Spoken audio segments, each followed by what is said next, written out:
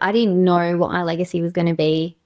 I didn't know how that was going to be. But now, by doing this work, the retreat and this mentorship, and stepping into that, I know wholeheartedly that now this is just part of my legacy. Mm. And it's so much bigger than the time that we had together. It's now the ripple effect that the work that I've done within myself, thanks to you and then my other mentors along the way, that's actually why I do what I do. Imagine discovering a pathway that cuts through the noise of trying to heal, to instead offer you a clear, revolutionary initiation into your most connected, abundant, loved, and purpose-filled self. A place where your dreams transform into personal reality. I'm Allura Halliwell, founder of the Consciousness Method, and it's with deep gratitude that I connect with beautiful souls who have already experienced this transformative method firsthand. They'll share how it has profoundly changed their lives and led them into inner truth.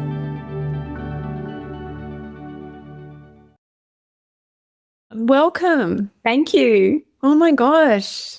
You're like, I don't know, this angel of the mentorship space that's just being like, you just kind of show up and then you do this incredible work and you just like rise to the next layer of evolution and wholeness and expression. And I just feel so honored that I've been journeying with you now for quite a while. But every level is just like filled with another complete creation that's so powerful. So welcome. Thank you. Yeah, it is. And this one has actually felt more subtle than the others, if I'm being honest. It didn't really hit me how it was happening until it kind of ended and I was reflecting back and I was like, oh, wow, look what's happened. It's so true because it's almost like you got those big sledgehammer layers in, I think, the first couple of mentorships. Yeah. They were big. And then this layer was almost like the arrival had kind of happened, but you were just kind of just gently peeling off some of those last protective layers. And I'd love to kind of dive into that. There's a couple of areas like I want to cover with you. One of them is around your family, because I know you did some big work there. The other is around purpose, massive. And the other is around finances, because that was also huge. Mm-hmm. Can we do those three? And if I missed anything, please tell me. So tell me about the family layer, because that was kind of subtle, but kind of surprising and amazing as well. Yeah. And that was probably one of the last pieces that came through. And it was something that I knew I was here to kind of tap into, was that generational healing. But I didn't know on what level that was, whether it was because my mind couldn't comprehend, because I was like, well, there's a fair chance I'm not going to have my own children. So how am I going to help generational healing? And it was actually on one of the calls that the seed was planted from someone else speaking about his relationship with his family. And I think that kind of then tapped into my subconscious, where then everything kind of just started to like surface. And I could see that it wasn't actually like tangibly future generations, but it was actually past generations that I was able to bring consciousness to and then heal timelines in that respect. Like, and it was in such a weird way. Do I share now? Can you share? Like, I want the whole juicy, all the details. Well, it just sounds a bit woo-woo, but hey, we're on your podcast. So Please be woo-woo. but it was, I knew that there was something in my father line that really needed to be brought forward.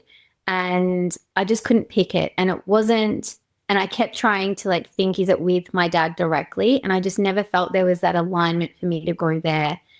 And so when this conversation happened on one of the calls and the seed was planted or activated my subconscious to be more aware and open, I was asleep one night and I was woken up at about 2 o'clock in the morning, and I just felt this presence was with me. And it was the presence of my nunu, who I'd never met because he passed away before I was born. And I knew he was there. And although he only spoke Italian, we could communicate very clearly. And he came to me basically just sharing that he knew he wasn't perfect, and he, wasn't the best all the time, but he was also grieving the loss of his son, which is why he was reacted and responded the way that he was. And it was huge because I was crying, he was crying, and he just wanted to be seen and loved by all of us because we don't talk about him much, and not because he's been gone a really long time. He's been gone 45 years, but we don't talk about him not because we felt ill of him, but there's no photos of him and we don't talk about him. He was really aware of that, and he just wanted to be known, loved, worthy. Like all the core wounds, he just wanted that to be felt and expressed in him. So I was able to give him that. I was able to give him that compassion, that understanding, that space for him to be heard. And like we were crying, and it was like, oh my gosh, do I tell my dad this? And I did. My dad was so open and he got really emotional and he understood exactly where it was all coming from and what it was about. And it was really powerful. And what was really surprising, but then not, the next day, my mom took a photo, just a spontaneous photo of my dad, my brother, and his two little boys all just standing together. And I was like, oh my gosh, that's the generational healing. Like that part has been healed. Yeah. And it was just, yeah, I get teary thinking about it. I've got goosebumps. So powerful. Yeah. And witnessing your grandfather, like, was a way to open your dad up into that piece of, that deep understanding of him as well. Understanding, and I could see the compassion that he had as well. And I think that's where, we kind of miss that piece when we don't know the full picture or we don't look through the lens of compassion. But to lose your firstborn when he was, 21 years old, how do you cope with that in the, what was it, 70s, 60s or 70s? How did men cope with that? So wow, that's massive. It was really powerful. That's super powerful. And I feel like you also came into like a relationship with your dad that was on another level as well. Can you share a bit about that? Yeah, well, I think with that, we both said, he's like, oh, well, I'm going to go see him. And I was like, well, I'm going to go as well. So we can either go together or separate. And we ended up just going separately. And I think it was fine, but it was just a softer and more, I guess, mature conversation that we'd ever had. So I think it just softened everything. So powerful. And tell me about your financial journey. So the financial journey, well, that's a really interesting one because that one, which actually thinking about it now, I have these conversations with you, is that could be part of the generational stuff as well. But for the first time as far as I can remember back as a grown adult, for the first time ever, I actually feel this internal safety. I've never felt safe around money. I've always felt this struggle. So just this struggle with money, like literally having to count every penny. And I've always earned really good money. I've always had jobs. There's never been a reason for me to needing to be struggled, but I've just struggled so much. And I can't pinpoint the moment that it started to shift with me other than I keep feeling like it's just that internal safety that I've started to feel as I've called back these parts of myself. is, yeah, what have I done? I've I upgraded my 16-year-old car this year. A few months ago, I upgraded my 16-year-old car, which felt like a stretch, but then it also felt quite normal to do that. I went on my first holiday to America, first holiday in 7 years.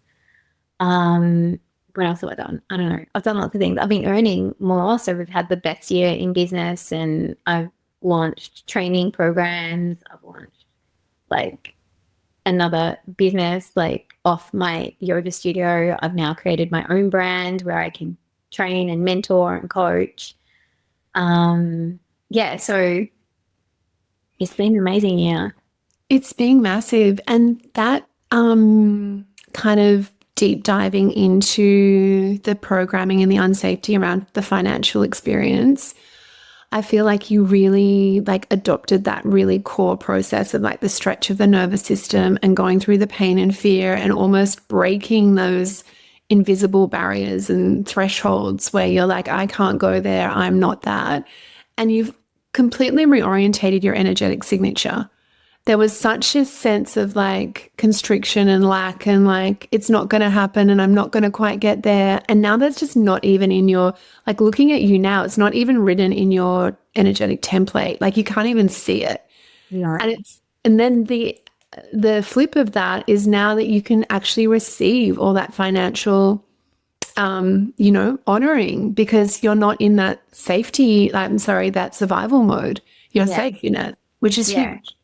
And it just, but again, it was a subtle shift. It was just like happening like slowly. And it, like, I've just hit 12 months without being in a part-time job because even since owning the whole studio, actually our last podcast was 18 months ago and I was talking about that it was okay to have the studio and work a part-time job. It was, that was a process all that time ago, but now I felt there was, the alignment. I left that part-time job and I've paid myself for the last 12 months as well, which is huge. So yeah, it was like subtle, but it was also quite big. What do you feel about this whole like shifting the energetic template work? Like how, because it's like, it's kind of in the unseen, but it's so seen. So like, what do you kind of feel about that work? And why that works? I feel like I only talk about it all the time is it's not about like sunshine and roses all the time. If we're not able to go into the pain of the fear and the only thing we fear is our own pain. Yay. We can't go, I learn, and it's taken me a while, but it's like if you can't go into that pain, when you do go into that pain, it brings forward that you're okay. And like the thing that always goes in my mind when fear creeps in is like, I'm not going to die. I'm not going to die. It's okay. I'm going to be okay. Because when something comes up, so my triggers have been my greatest teachers. I love when I get triggered now because then I'm like, oh, there's something there. Like, let's go in, let's feel that. Because when we go in, when we feel that, we can't unsee it. We can't see the reality of what is actually playing out. And normally it's just connected to a fear. There's a fear response in that. And so when we can actually go in and see that, then it changes the whole template within because it's working at a cellular level. It's just changing the whole structure of what you've perceived. I've been saying to people, it's like just changing the filter. You're just swiping across a filter and now you're seeing it through clarity of what the reality is actually. So it's I don't know if that answers the question, but yes, it's like almost like I'm speaking to myself. I feel like you've totally downloaded the whole consciousness because you've lived it and embodied it. Yeah. It's so huge. Yeah. And I will say this because it wasn't an easy language for me to learn. Yeah. But I was so grateful when you reached out to me to read your book as it was in its final editing processes. Because for me, that doesn't quite understand the concepts when it's in a fast pace, for me to have the book and be able to work through that as its own mini course, and that all happened just before the retreat last year. Yes. That set me up to go into retreat. And then from retreat, I had an even deeper understanding. Mind you, I've been working with you for 4 years. Mm. Having that book and being able to go back and just read like the parts, let me understand that concept again, and then bring that into my own field as well. I think that was actually a really big part of me actually understanding the mechanisms and the templates that was going on. I'm so happy to hear that. That's It's not such a think I good, ever told you that. So there you go. such a good resource. I loved Unworthy Unknown on Amazon now. Such a good resource, because you're right, it kind of lays it out. So like we have the transmission of the consciousness in the container, we have the materials, and we have the processes, but then you have like, it's like kind of like a Bible. You can go and like read through how exactly are we doing everything and how to, yeah, as you say, the mechanisms of it, which is so profound. Like I think to know the inner workings of things, it just takes a whole level of mystery out of it, and you know where you're going, what you're doing, and how you need to get there. And then it's about doing the work. And as you know, moving through that fear threshold to actually meet what's deep, deep in that pain portal. And then that's where the consciousness gets shifted. And that's when we have like the big shifts, which is so cool. Yeah. Because we don't even know what's there. And we can get so surprised by just feeling into a trigger that comes up or a thought that's happened. When we go there, you're like, holy shit, like I didn't even know that that was an issue or a problem. Yes. Oh, it was there. Didn't even know that that experience impacted me the way it did. So being able to go back to that, and that being one of the things that, you know, I'm carrying forward, and it's, you know, being able to share that with others is like that reclamation part of just reclaiming all parts of yourself. So beautiful. Back into wholeness. Yeah. Leading me into all these other opportunities and experiences. It's so powerful to witness. And that wholeness is so alive when we just don't deny any part of ourselves. And I think that's kind of at the core of the work, right? Like that complete consciousness is just that the hard parts, the challenging parts, the fear-inducing parts, the really difficult parts, they're all part of the evolution. And I'm meeting a lot of people now that are like, I feel like I have so much understanding of how I function, like my triggers, my childhood wounding, my trauma. But it's if we don't have the next piece of how to really take all that information and integrate it through and create a wholeness within us, it's like we're just cycling and looping and wounding. And I think that's a huge challenge that kind of is here for us to work through and evolve through now, and to know that we're not alone in that, and also that we're not wrong, that we can't get through that without a deeper level of understanding. Yeah. Yeah. And I think you facilitate it so well. I don't know if you're going to ask me the question, but I'll just go there, because I was one of the OGs doing the one-on-one mentorship 4 years ago. And I loved it. And it was just, yeah, profound to do that. So when the group mentorship come up, I wasn't skeptical, because I know that what you do is going to be amazing. But I was a little bit apprehensive of like, how is this actually going to work? But like you said, we're not in it alone. And I used the example in one of the calls in that we're all our own waves, but in the same ocean. And we just all get to jump in and witness each other, and like that experience of one of them sharing on the calls tweak something in my consciousness to then bring that forward as well. So it's like there's this beautiful weaving. It's not like a gross enmeshment or anything, but there's just a really beautiful weaving of consciousness that you don't feel alone. You don't feel judged. You feel extremely safe and supported, and we cheer each other on to feel the pain. Yes, so powerful.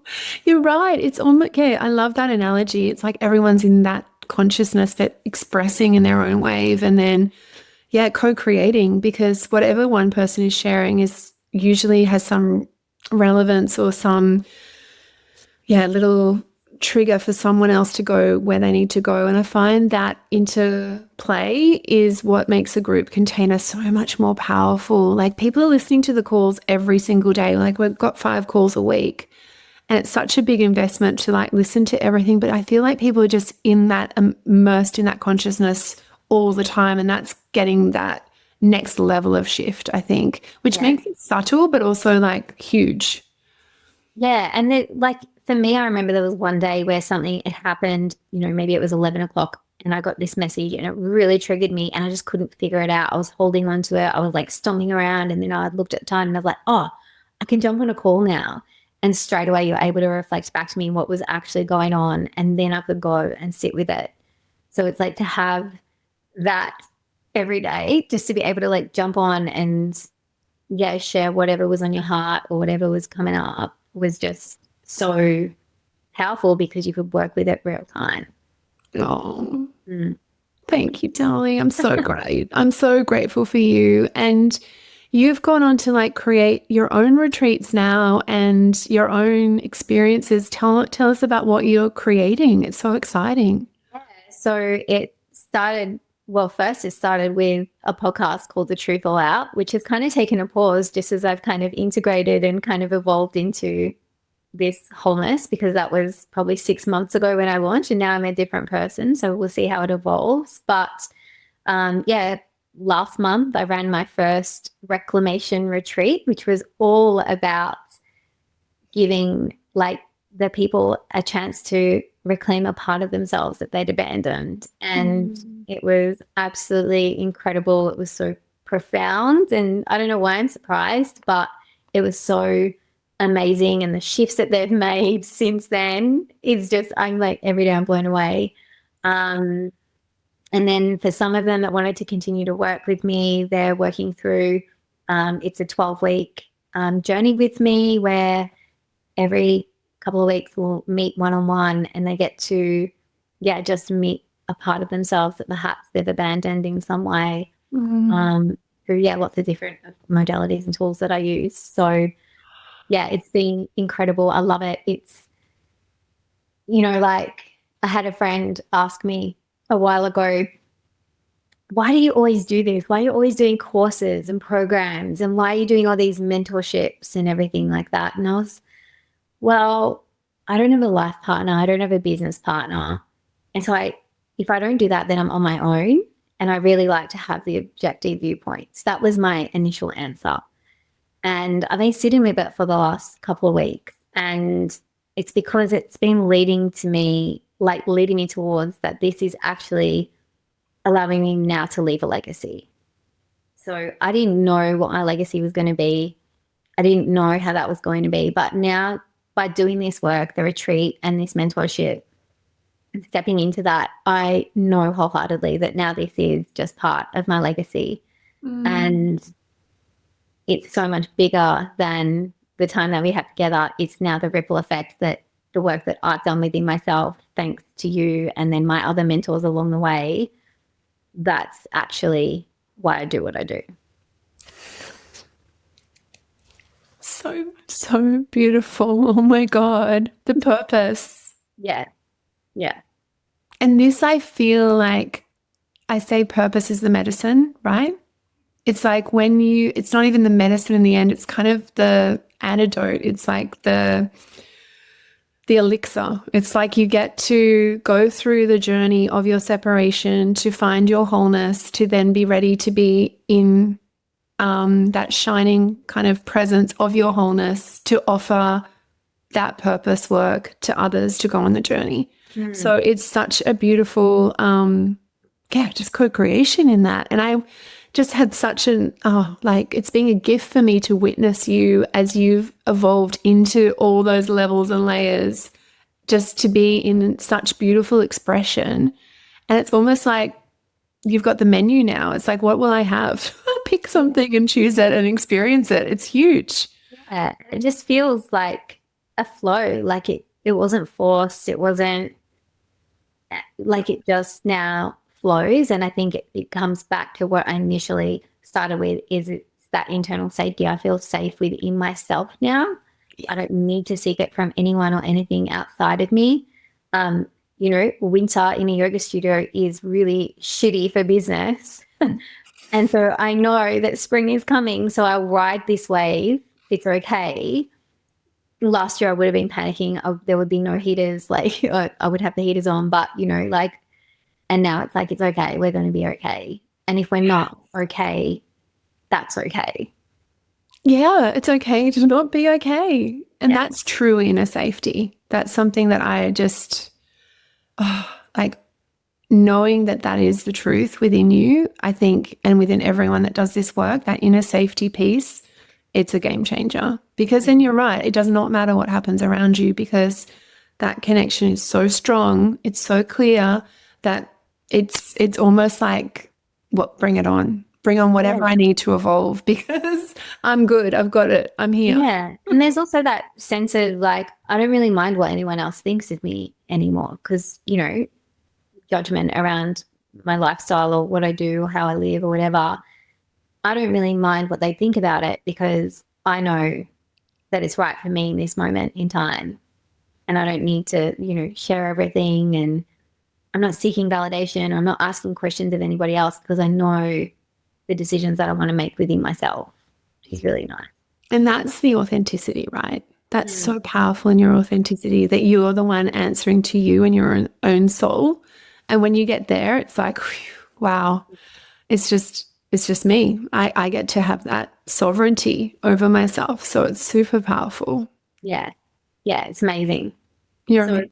I'm so grateful. It's been like, I say subtle. There were moments where it was like big and a little bit like rocky or whatever, but it's been, I've been working with it for a long time. But I honestly feel like, that book was just one that helped me really understand the concepts and the mechanisms.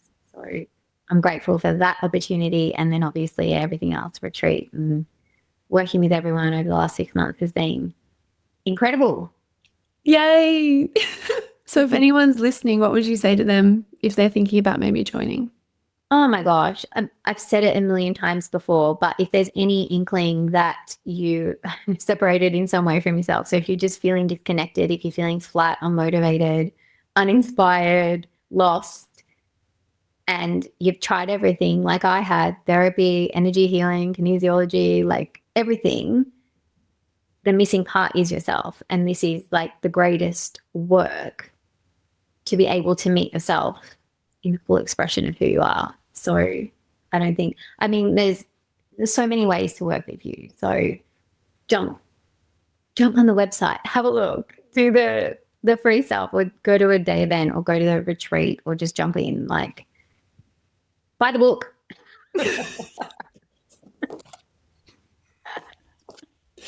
I love you so much. I'm so happy to see you flourish and like thrive in this reality you've created from your inner template of wholeness and safety.